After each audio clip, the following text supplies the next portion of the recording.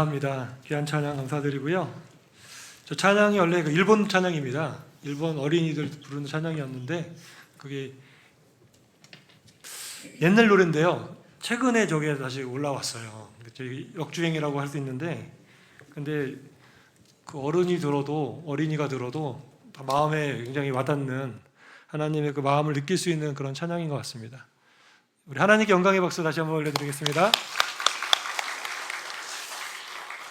오늘 말씀의 제목은 역경의 바람을 잠재우는 기도입니다. 여러분 그 에버랜드나 롯데월드에 가보셨나요? 여러분 근데 그 무서운 거는 잘 못하시죠? 예, 화면 한번 보여주세요. 에버랜드에 가면 제일 무서운 게 저겁니다. T 익스프레스라고 그래서 돌고래 비명 소리가 막 난다고 돼 있는데 저도 못 타봤습니다. 저건 타려면 1시간씩은 기다려야 될 것 같아요. 항상 그렇게 줄이 제일 긴데 저게 좀 찾아보니까 저 그 나무로 만들었답니다. 저게 그러니까 철제 그게 아니라 나무로 만들어진 것 중에서 세계에서 가장 무서운 기구 중에 5손가락이 드는 무서운 거래요. 저거를 타면 여러분 타보시는 분은 있겠지만 비슷한 것도 많잖아요. 처음에 위로 올라갑니다. 조금씩 올라갔다가 언제까지 올라가나 그러다가 갑자기 밑으로 확 떨어지죠. 그러면서 정신 없습니다. 막 내려갔다가 올라갔다가 막 옆으로 갔다가 막 그러다가 정신을 못 차리고 있는 동안에 이제 딱 도착을 하게 됐는데요. 롤러코스터라고도 합니다. 우리 인생을 가리켜서 정말 롤러코스터 같다 이렇게 표현할 수가 있습니다. 잘 모르는 거예요. 한치 앞을 모르겠어요. 막 올라가는 것 같은데 갑자기 막 떨어졌다가 또 떨어지는 것 같은데 또 올라갔다가 이리저리 왔다 갔다 하고 그렇죠. 전도서에서는 이러한 우리의 인생을 가리켜서 다음과 같이 묘사하는데 전도서 9장 1절 한번 같이 읽겠습니다. 시작. 이 모든 것을 내가 마음에 두고 이 모든 것을 살펴본즉 의인들이나 지혜자들이나 그들의 행위나 모두 다 하나님의 손 안에 있으니 사랑을 받을는지 미움을 받을는지 사람이 알지 못하는 것은 모두 그들의 미래의 일일 임이니라. 아멘. 우리 미래에 사랑을 받을지 미움을 받을지 모른다는 거예요. 미래에 속해 있는 것이다. 오늘 본문에 나타나는 사르밧 과부가 바로 그러한 일을 지금 만나게 되었습니다. 우리가 지난주에 봤듯이 그녀는 가뭄이 들어서 이제 통에 가루 조금과 병에 기름 약간 가지고 마지막으로 아들하고 떡 한번 구워 먹고 죽으려고 했죠. 근데 갑자기 엘리야가 나타나서 자기한테 먼저 떡을 만들어 주라 그렇게 요청했고 그대로 순종했더니 그 통에 떡이 떨어지지 않고 가루가 떨어지지 않고 병에 기름이 없어지지 않는 기적이 일어났습니다. 그래서 계속해서 거기서 떡을 구워 먹고 여러 사람이 같이 구워 먹을 수 있는 그런 일이 일어났어요. 한 번에 그냥 끝난 기적이 아닙니다. 가뭄이 끝날 때까지 계속해서 일어나는 놀라운 기적을 경험한 겁니다. 이렇게 하면 이제 해피엔딩이잖아요. 너무 좋다. 여기서 끝 하면 이제 박수치고 끝나면 좋은데 그런데 오늘 그녀는 더 큰 고난을 경험하게 됩니다. 그녀가 가장 사랑하는 어린 아들이 중병에 걸렸다가 죽었다는 거예요. 17절을 보니까 이렇게 말씀합니다. 이 일 후에 그 집주인 되는 여인의 아들이 병들어 증세가 심히 위중하다가 숨이 끊어진지라 그랬어요. 남편 잃고 혼자 된 과부가 어린 아들 하나 의지하고 있었는데 이 아들이 막 아파가지고 갑자기 죽어버렸어요. 여러분 얼마나 그 충격이 클까요? 말로 표현할 수가 없을 것입니다. 절망과 슬픔, 분노와 원망 여러 가지 막 복잡한 마음에 정말 휘말렸을 거예요. 얼마 전에 정말 그토록 놀라운 기적을 체험해서 행복을 느꼈는데 또 왜 다시 이런 절망적인 상황이 나한테 찾아왔는가? 그녀는 이해할 수가 없었습니다. 이러한 상황에 대해서 그녀가 보였던 반응이 있는데 첫 번째로는 스스로에 대한 자책과 엘리야에 대한 원망이 나옵니다. 우리도 말로 표현하기 힘든 어려움을 만나게 되면 여러 가지 생각과 감정이 막 복합적으로 섞여가지고 뭐라고 말로도 정의하기도 어려운 이런 그런 상황이 되죠. 너무나 힘든 얘기지만 가까운 사람이 이렇게 곁을 떠나게 될 때, 그것도 생각지도 못했던 사람이 떠나게 되면 무엇으로도 위로할 수 없는 큰 충격과 아픔을 경험하게 됩니다. 특별히 사르밧 과부가 느꼈던 마음이 오늘 본문에 나오는데, 첫째는 자기 자신에 대해서 자책을 해요. 자기의 이 원인이 나한테 있다라고 생각하고, 두 번째는 엘리야에 대해서 또 원망하는 마음을 품습니다. 18절을 같이 한번 읽어보겠습니다. 시작. 여인이 엘리야에게 이르되 하나님의 사람이여 당신이 나와 더불어 무슨 상관이 있기로 내 죄를 생각나게 하고 또 내 아들을 죽게 하려고 내게 오셨나이까. 그녀가 전에 무슨 죄를 지었는지는 모르겠습니다. 그런데 그녀에게는 엘리야 선지자가 우리 집에 오면서부터 자기는 계속 자기가 전에 지었던 죄들이 계속 생각이 났다. 그러면서 하나님 없이 그렇게 살 때는 별로 기억나지 않았던 죄들이 하나님의 사람인 엘리야가 근처에 같이 다락방에서 이제 살았죠. 계속 마음에 걸렸다는 거예요. 우리도 그렇습니다. 우리도 하나님과 멀리 우리가 떨어져서 살아갈 때는 오히려 죄에 대해서 무감각합니다. 내가 무슨 죄를 지었는지도 잘 모릅니다. 과거의 죄와 허물도 잘 기억하지도 못해요. 내가 얼마나 큰 죄인인지도 그렇게 분간할 수 없습니다. 다들 그렇게 살아가는 거 아니야? 나도 그렇게 살아갔는데 내가 무슨 죄인이야? 이런 마음도 들고, 다른 사람은 내로남불이라 그러잖아요. 다른 사람한테는 뭐라 그러고 자기한테는 관대하고, 이런 것이 우리들의 모습입니다. 그런데 우리가 점점 은혜를 받고 하나님과 가까이 하고 말씀과 기도 가운데 이렇게 경건한 모습들로 우리가 나아갈 때 은혜를 받을수록 그동안 묻혀두고 있었던 것들이 생각날 때가 있어요. 떠오르게 됩니다. 아, 내가 그때 이렇게 잘못했지. 내가 과거에 이렇게 잘못했지. 그러면서 빛으로 가까이 갈수록 어둠에 숨겨져 있던 상처들, 죄악의 얼룩들이 드러나는 거예요. 사르밧 과부는 엘리야와 함께 지내고 그의 하나님 여호와를 의식하면서 자신의 과거와 그 죄와 허물들이 점점점 느껴진 겁니다. 그러다가 사랑하는 아들이 죽자 폭발한 겁니다. 왜 당신이 나한테 와서 이 마음의 죄책감을 일으키게 하고 결국 이렇게 벌을 받도록 만들었느냐라고 엘리야한테 엉뚱한 화살을 지금 쏟은 겁니다. 우리의 본성이 그렇습니다. 우리는 나에게 책임이 있다는 것을 알면서도 굳이 그것을 다른 사람 탓으로 돌리려고 하는 경향이 있어요. 인정하지 않으려고 하는 경향이 있어요. 그녀도 마찬가지로 죄를 지은 것은 자기 자신이지만 이러한 일련의 사태에 대한 책임에 대해서 죄를 의식하게 만든 엘리야 선지자에 대해서 지금 그거를 돌리려고 한 것입니다. 하지만 그래도 다행인 것은 그녀가 한 가지 붙잡을 수 있는 희망의 끈이 있었다는 겁니다.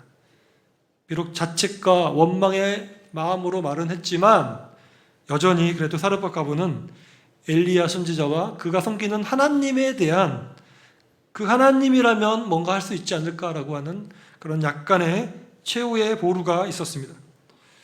우리도 힘들고 어려울 때 정말 절망적이고 때로는 다른 사람한테 막 원망을 쏟아붓고 싶은 마음이 들 정도로 힘들 때, 그리고 상황이 아무리 잘못되어 가는 것처럼 보일지라도 그 문제를 여전히 해결해 주실 수 있는 하나님은 살아계시다. 여러분, 그 사실을 믿으시기를 바랍니다. 여기에 대한 이제 두 번째로 엘리야 선지자가 이제 반응을 합니다. 엘리야 선지자는 과부의 문제를 자기의 문제로 받아들이고 부르짖는 기도로 여호와께 간절히 도움을 요청했습니다. 과부의 갑작스럽게 이렇게 절망적인 얘기를 듣고 나서 엘리야 선지자가 굉장히 난처했죠. 정말 내가 와서 이렇게 됐나 이런 마음도 들고, 이 아들을 주었는데 어떤가 내게 책임을 져야 되는 그런 마음이 있는 거죠. 그래서 죽은 아들을 달라. 그래서 그 아들을 안고 2층 다락으로 올라가서 자기 그 침대에다가 눕혔습니다. 엘리야 선지자는 이 문제를 스스로의 힘으로는 해결할 수가 없었어요. 죽은 사람을 어떻게 살릴 수 있습니까? 과부가 참 힘들겠다, 억울하겠다, 여러 가지 생각도 들었고 책임감도 무거웠는데 답답한 상황이었습니다. 저와 여러분이 이처럼 진퇴양난의 어려움을 만나게 될 때 우리는 어떠한 선택을 해야 되겠습니까? 어떠한 해결책이 떠오르십니까? 어떤 멋진 실력 있는 의사를 찾아야 되겠습니까? 아니면 어떤 약을 찾아야겠습니까? 다 소용없죠. 엘리야가 붙잡았던 해결책은 바로 부르짖는 기도였습니다. 우리 20절을 같이 읽어보겠습니다. 시작. 여호와께 부르짖어 이르되 내 하나님 여호와여 주께서 또 내가 우거하는 집 가부에게 재앙을 내리사 그 아들이 죽게 하셨나이까 하고. 아멘. 엘리야 선지자가 답답했죠. 실망스러운 마음이 들었습니다. 그래도 하나님의 종인 내가 있으면 이 가정이 아까처럼 전처럼 좋은 일만 생기고 문제가 해결되고 이래야 됐는데 왜 평안하고 은혜가 넘쳐야 될 텐데 왜 하나님의 사람인 내가 여기 왔는데 이렇게 어려운 큰 고난을 내리셔서 이렇게 곤란한 환경으로 만드셨습니까? 답답한 마음으로 엘리야가 있었어요. 우리에게 있어서도 정말 힘들고 어려운 것은 무엇입니까? 어떤 문제에 있어서 정말 명백한 어떠한 답이 나오면 좀 덜 힘듭니다. 그런데 이해가 되지 않는 상황을 만날 때 우리가 굉장히 힘들어요. 저도 역시도 예전에 제가 있었던 곳에서 요셉처럼 군대 얘기인데 제가 있으면 요셉 때문에 복을 받았잖아요. 그런 것처럼 저 때문에 복을 받으리라고 생각을 했습니다. 물론 이제 쫄병 때는 그런 복이 있었어요, 진짜로. 그런데 제가 말년 병장되고 이럴 때는 생각하기도 싫을 정도로 사건 사고가 계속 나타나는 거예요. 그러면서 원망스러운 마음이 생겼어요. 하나님 나는 하나님의 자녀인데 왜 이렇게 어려운 일만 계속 주변에 일어납니까? 기도도 되지 않고 혼자서 기도해 보려고도 했는데 기도도 되지 않고 막 그랬어요. 근데 나중에 살펴보니 그러한 상황에서의 문제는 외부에 있었던 것이 아니라 사실은 저에게 있었다는 것을 깨닫게 되었습니다. 그런 상황에서도 정말 제가 믿음이 있었다면 정말 힘든 문제 가운데서 하나님께 부르짖어 기도할 수 있었을 텐데 이 좌절에 빠진 저의 그때 믿음 상태로는 너무나 믿음이 약해서 힘들고 어려우니까 그냥 기도조차 놓아버린 거예요. 그냥 원망스럽고 불만으로만 가득 차서 그렇게 막 있었어요. 근데 오늘 엘리야도 보니까 기도의 내용을 보니까 이렇게 말합니다. 내 하나님 여호와여 주께서 또 내가 우거하는 집 가부에게 재앙을 내리사 이럽니다. 주목해야 될 부분은 주께서 또 재앙을 내리사. 왜? 하나님 저는 왜 가는 곳마다 이렇게 트러블 메이커입니까? 제가 가니까 이 땅에 비가 내리지 않고 3년 동안 비가 내리지 않았고 그리 시냇가를 가니까 시냇가는 물이 말라버리고 이 사르밧 가부의 집에 왔더니 왜 또 이렇게 재앙이 또 찾아옵니까? 왜 저에게는 하나님 이렇게 어려움만 주십니까? 이런 마음이 있었다는 겁니다. 하소연을 한 거죠, 하나님께. 근데 오늘 보면 엘리야 선지자가 하나님께 2번에 걸쳐서 부르짖는 기도를 드립니다. 첫 번째 부르짖어 기도한 것은 자신의 오늘 말씀처럼 현재 상황, 자기의 마음 이것을 솔직하게 고백한 거예요. 그런데 하나님 뭐라 그럽니까? 내 하나님 여호와여 라고 엘리야는 부르짖습니다. 내 하나님, 따라해 보겠습니다. 내 하나님 여호와여. 사랑하는 여러분, 하나님과의 관계가 여러분 친밀하십니까? 혹시 목사님의 하나님, 내 부인의 하나님, 내 자녀의 하나님 이렇게 생각하고 계시지 않으십니까? 여호와를 나의 하나님 여호와여라고 고백하시기를 간절히 소망합니다. 제가 새가족부에서 이제 오늘 수료증도 있지만 공부할 때도 기도를 마지막에 했는데 하나님 아버지라는 말이 이렇게 입이 열리지 않아가지고 힘들어하시는 새가족 성도님이 계셨어요. 왜냐하면 기도를 해본 적이 없기 때문에 이게 어색한 겁니다. 하지만 지금은 비록 자연스럽게 나의 하나님 아버지라고 고백하지 못할지라도 점점점 신앙의 연수가 쌓이고 하나님과의 관계가 깊어질수록 자연스럽게 나의 하나님 이렇게 고백하는 은혜가 임하게 될 것입니다. 구약에 등장하는 인물들도 마찬가지예요. 여러분, 이삭도 처음에는 나의 아버지 아브라함의 하나님이여라고 말하고요. 나의 하나님이라고 얘기 안 합니다. 야곱도 그래요. 나의 할아버지 아브라함의 하나님. 나의 아버지 이삭의 하나님이라고 하지 나의 아버지라고 안 해요. 나중에 연차가 쌓이고 믿음이 깊어지고 많은 경험을 하나님과 함께 하면서 그들도 나중에는 나의 하나님이라고 하나님을 부르는 모습들을 보게 되는 경우들이 많습니다.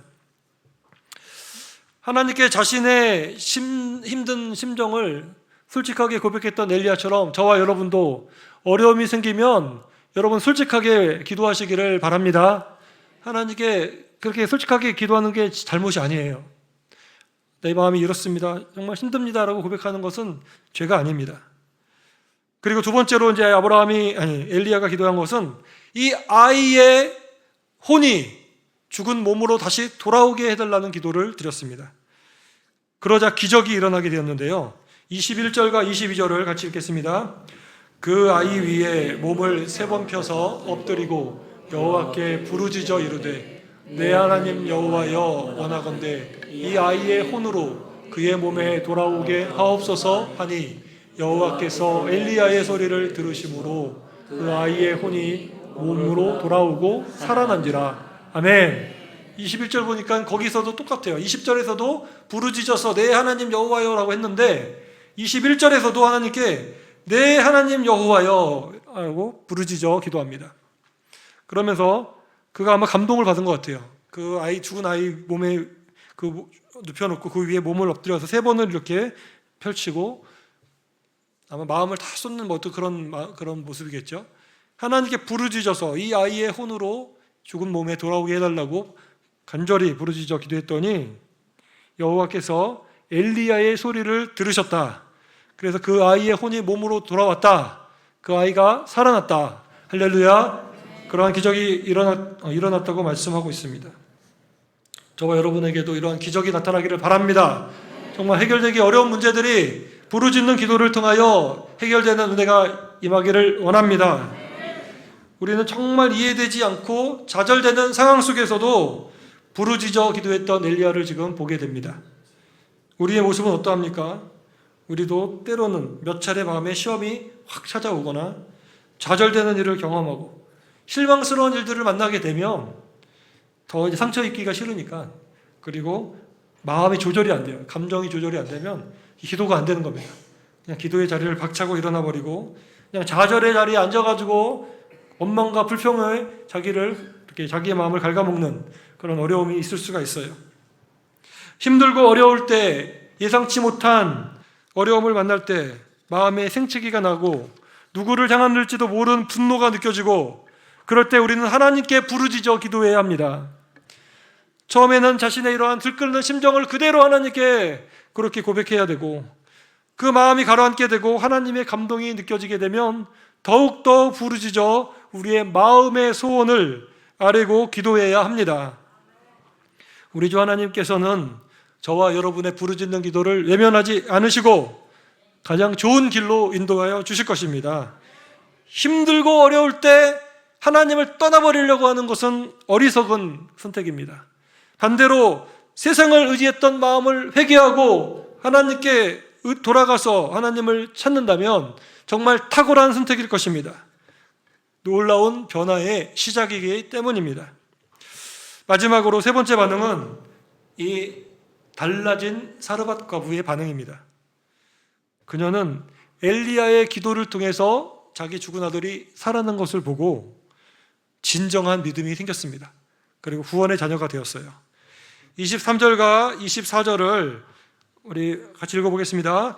엘리야가 그 아이를 안고 다락에서 방으로 내려가서 그의 어머니에게 주며 이르되 보라 내 아들이 살아났느니라.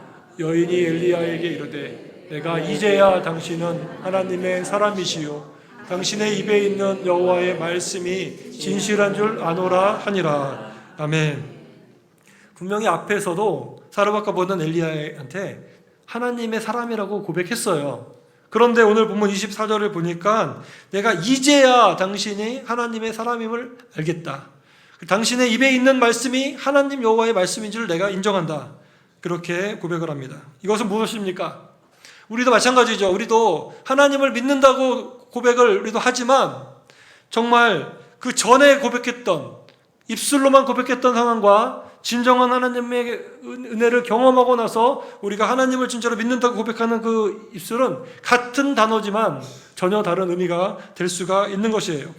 불완전한 그녀의 믿음이 이러한 고난을 통해서, 역경을 통해서 완전하여졌음을 우리가 알게 되는 것입니다. 우리의 믿음도 때로는 오락가락할 때가 있습니다. 자기 스스로 생각하기를 나는 믿음 좋은 사람이다, 그렇게 생각했는데, 저도 군대 가기 전에 제가 믿음이 제일 좋은 줄 알았거든요. 그런데 몇 가지 광풍이 불어오고 또 내가 감당하기 어려운 유혹과 시험들을 만나고 그렇게 됐을 때, 그리고 그것을 내가 이기지 못하고 넘어지는 것을 우리가 보게 될 때, 아, 나는 믿음이 견고하지 못한 사람이구나. 나는 아닌 줄 알았지만 나야말로 죄인의 개수구나. 이 사실을 우리가 알게 되는 것입니다. 바람이 불고 풍랑이 일어야 우리 집이 모래 위에 세워진 집인지 아니면 반석 위에 세워진 집인지가 판명이 되는 것입니다. 사르밧 가부는 믿음이 없었던 사람이었지만 엘리야 선지자가 이 떡으로 기적을 베푸는 것을 보면서 처음으로 작은 믿음이 생겼어요. 하지만 그녀는 엘리야 선지자를 어느 정도도 인정했지만 진정한 믿음은 부족했습니다. 하지만 자기 아들이 죽게 되었고 그 아들을 부르짖는 기도로 살려내는 엘리야 선지자를 경험하면서, 아, 이분은 진정한 하나님의 선지자구나. 그리고 그의 입에서 나오는 여호와의 말씀은 진실하구나. 이 사실을 진정으로 알게 된 것입니다. 그녀에게 있어서 그녀가 당한 심한 고난, 또 그 기도의 응답의 경험은 그녀가 하나님을 진실하게 만나는 계기가 되었습니다. 그녀는 바알 숭배의 본거지였던 시돈 땅에 사는 과부였지만 그곳에서 여러 가지 경험을 하면서 바알 신앙이 아니라 여호와 신앙으로 돌아오는 은혜를 체험하게 되었습니다.